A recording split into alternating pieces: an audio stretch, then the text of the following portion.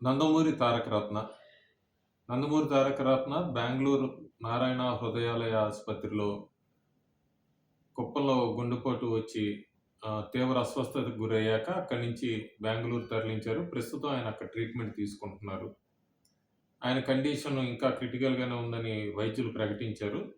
అయితే ఈరోజు వైఎస్ఆర్‌సీపీ ఎంపీ విజయసాయిరెడ్డి నందమూరి తారక రత్నాన్ని పరామర్శించారు. పరామర్శించాక ఆయన మీడియాను ఉద్దేశించి మాట్లాడుతూ తారక రత్న పరిస్థితి మెరుగుపడుతోందని, ఆరోగ్య స్థితి పర్వాలేదని, హార్ట్ అటాక్ వచ్చినప్పుడు ఆయన 45 నిమిషాలు అప్పుడు గుండె కొట్టుకోలేదు. దానివలన బ్రెయిన్ స్ట్రోక్ కూడా వచ్చిందని, మెదడులో నీరు చేరింది. ఆ మెదడులో నీరు రేపు అంటే గురువారం ఉదయం నుంచి కూడా ఆ నీరుని దానివల్ల మెదడు వాచిందని, నీరుని నెమ్మదిగా బయటికి తీస్తున్నారు.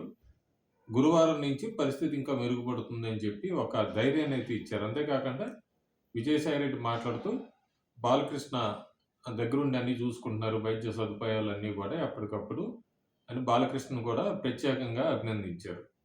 ఇది చాలా నందమూరి అభిమానులకు కూడా సంతోషాన్ని ఇచ్చే వార్త. అట్లాగే ఆంధ్రప్రదేశ్‌లో గాని 2 తెలుగు రాష్ట్రాల్లో నందమూరి తారక రత్న అభిమానులందరికీ కూడా సంతోషాన్ని ఇచ్చే వార్త. విజయసాయిరెడ్డి కూడా తారక రత్నకి, విజయసాయిరెడ్డికి బంధుత్వం ఎట్లా అనేది కూడా చాలామంది అడిగారు. అది కూడా ఒకసారి చెప్తాను ఎట్లాగనేది.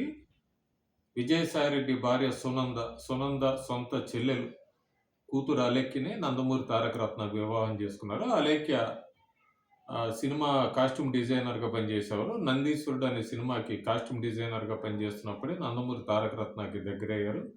వాళ్ళిద్దరూ ప్రేమలో పడ్డారు. తర్వాత వాళ్ళ ప్రేమకి పెద్దలు ఒప్పుకోకపోతే హైదరాబాద్‌లోని సంఘీ టెంపుల్‌లో వాళ్ళిద్దరూ వివాహం చేసుకున్నారు. అట్లా అలేఖ్య రెడ్డి నందమూరి తారక రత్నకి భార్య అయింది. అట్లాగే నందమూరి తారక రత్న విజయసాయిరెడ్డికి బంధువయ్యాడు. విజయసాయిరెడ్డికి అల్లుడు వరుస అవుతాడు నందమూరి తారక రత్న. నందమూరి తారక రత్న కూడా కొన్ని సంవత్సరాలు ఈ వివాహం జరిగాక వాళ్ళ పెద్దలు ఒప్పుకోలేదు కాబట్టి వాళ్ళ పెద్దలకు దూరంగా ఉంటూ వచ్చారు. ఈ మధ్య మళ్ళీ అందరినీ కలుస్తూ ఉన్నారు. అట్లాగే రాజకీయాల్లో కూడా చురుగ్గా పాల్గొంటున్నారు. అలాంటి సమయంలో ఇలాంటి సంఘటన జరగటం కూడా నందమూరి తారక రత్న అభిమానుల్ని తీవ్రంగా కలిచివేసింది. ప్రస్తుతానికి మాత్రం నందమూరి తారక రత్న ఆరోగ్య పరిస్థితి అంటే గత 48 గంటల కన్నా కూడా కొద్దిగా పరిస్థితి మెరుగ్గుందని చెప్తున్నారు.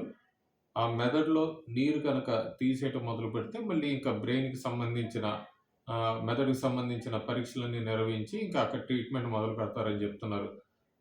అది అదృష్టం కొద్దీ ఏంటంటే కాలేయం గాని, లేదా కిడ్నీలు గాని అంతగా పెద్దగా ఏమీ డ్యామేజ్ అయ్యేంత ఏం జరగలేదని, పర్వాలేదని, మిగతా అవయవాలన్నీ కూడా మామూలు స్థితిలోనే ఉన్నాయి. 45 నిమిషాలు గుండె కొట్టుకోకపోవటం వల్ల అక్కడ జరిగినప్పుడే ఈ బ్రెయిన్ స్ట్రోక్ లాగా కూడా వచ్చి మెదడు డ్యామేజ్ అయిందని, ప్రస్తుతానికి మాత్రం ఆ నీరు కూడా రేపటి గురువారం నుంచి నెమ్మదిగా తీయటం మొదలుపెడితే ఆ నీరు తీసాక మిగతా ట్రీట్మెంట్ మొదలు పెడతారని చెప్పి నారాయణ హృదయాలయ వైద్యులు విజయసాయిరెడ్డికి తెలిపినట్టుగా ఎంపీ మీడియాను ఉద్దేశించి తెలిపారు. సో, కొద్దిగా ఇది పాజిటివ్ న్యూస్ తారక రత్న ఆరోగ్యానికి సంబంధించి. కొన్ని రోజులు సమయం పట్టినా కూడా నందమూరి తారక రత్న క్షేమంగా రావాలని చెప్పి ఆయన అభిమానులందరూ కోరుకుంటున్నారు.